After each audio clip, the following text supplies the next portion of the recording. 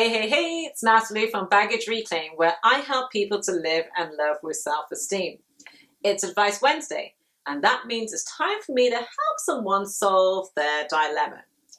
Now, today's question comes from Sandy, who wants to know what to do about her super busy separated partner. Sandy says, I read your advice on dating married men with great interest. I'm currently dating a married man for almost 2 years now. Mostly everything you said about dating a married man is true. I can't deny that he's kind and very gentle, which I must say he's genuine about those behaviors. I have come to love him and likewise for him, but I'm not sure if he's ready to commit to this. He's separated from his wife, but he told me they were having problems before they were separated and during that time we met. And I'm not sure if he's telling the truth.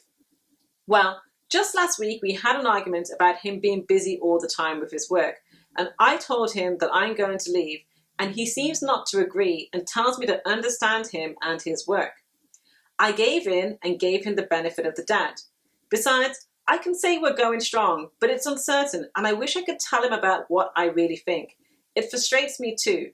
What would be your best advice?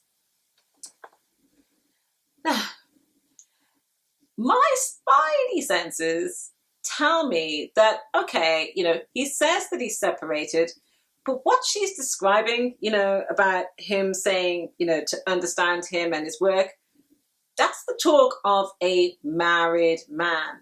Now, of course, a separated man is still a married man, but a separated man who has the intention of actually getting divorced and is in the process of it, and he is not still, in essence, still trying to conduct a relationship with his, separated wife, doesn't talk in that way. And Sandy mentions that she says many of the things that I've said about dating a married man is true, but references that he's kind and very gentle, that she feels that he's genuine about those behaviors. But when I talk about the problem with being involved with somebody who is married, whether they're male or female, I'm not saying, people who get involved in an affair are always like super shady and, are unkind and whatever else. So the fact that he is kind and very gentle, okay, that's really, really nice. But what makes problems with somebody who is married is the fact that they're not out of contract yet with their previous partner. As I said, if you're involved with somebody who's separated, but they are actually separated and in the process of getting divorced, and they're not dragging their feet, and they are making time for you and treating this as a fully fledged relationship, knock yourself out. But if you're with a married man, a separated man who is behaving like a married man who is still living with his wife, then that's a problem. It feels to me that this married man is hiding behind his work. And so I suspect that Sandy has consoled herself with her decision to be with this man by telling herself, well, he's separated. And so that's why it's okay for me to be with him. Oh, okay, that's fine. But the problem is that Sandy hasn't realized is that she is, in effect, being treated as if she is in an affair. And she's also behaving as if she's in an affair in the sense that she's there waiting on the sidelines. He then mentions about how they were having problems before they were separated. Well, no shit, Sherlock. You don't get separated because you're having no problems. And then he mentioned that they were still having problems in the time that he met her. And so it sounds to me as if at the time when he met Sandy that he was still really kind of in the throes of the drama of the marriage. And again, I'm just not convinced that this guy is separated or that he's in a place where he feels as if he can, for want of a better word, have the balls to sort of stand up for the relationship that he's supposed to be in right now with his new partner. He may feel conflicted, and that is understandable. So let's say that he's actually not still kind of in the throes of having a relationship with his ex-wife, and he is actually separated. I suspect then that it may be a case that he is stalling on making a decision, having that sort of finality with his ex-wife, but also recognizing that if he has that finality, that he then has to be open, that he has to commit to Sandy, his new partner. And so then he tries to straddle both lives because he then has the ex-wife who things have obviously not got worked out too well there, and he's afraid of intimacy there and having to deal with that. But also then he's got the good times with Sandy, but he's actually also afraid of intimacy there. So actually leaving the relationship that he's currently in, properly leaving it, getting divorced, and having to get closer to Sandy. So instead, he hides behind work. Oh, I'm so busy, I'm so busy. Where is he working? At the White House. Is he President Obama? I hope not.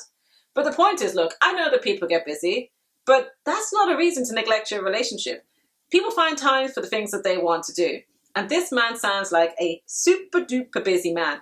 And I think my question to Sandy would be like, why are you prepared to settle for waiting around for a man to figure out when and how he's going to get his life together? And on top of that, why are you being passive? Because you turn around and say that you're going to leave, and then he says, what did you say? He seems not to agree. He doesn't have to agree. If you decide that you want to leave, you leave. At the end of the day, when you're in a situation where your needs are not being met and that person isn't actually making any great strides to basically meet you in the middle so that you can forge a mutual relationship of love, care, trust, and respect, they don't get the option of telling you what you should be settling for. He has no right. This guy has no right to tell Sandy, oh yeah, just sit around and wait for me to work, be patient with me. She has been patient with him. It's been 2 years. And the way that things are going, there'll be another 5 and things will still be the same. So I would suggest to Sandy that she really, really needs to think about what it is that she wants to do with her life. Because being in an affair or being with a separated guy that can't get his stuff together and who is effectively, it's like a rebound relationship. And so this guy, even if he says he's not into his ex anymore, that he is still legally tied to the relationship, but also that even if he's not into his ex, he's still emotionally tied to, in the sense that he still has stuff to process from that relationship. And that means that she's on the rebound and that he is not really, truly, fully available for the type of relationship that she wants. Hiding out in this relationship is really protecting Sandy from actually having to own what she truly needs, wants, and expects. Instead, by hanging out in this relationship, she doesn't have to really give any attention to that. She can say, oh, well, he's nice, he's kind, he's whatever, and he's just a guy in a bad situation. No, he's a guy that's still married to somebody else. Sandy needs to figure out who Sandy is and what Sandy needs, and she needs to stop allowing somebody else to set her agenda, and she also needs to make sure that she's not just living on the fringes of somebody else's life, that she can be in and out in the open relationship. So I would urge Sandy also to look at what is in my past that makes being with a married guy, separated guy, who doesn't have time for me, a viable option for me. Where does this feel like home?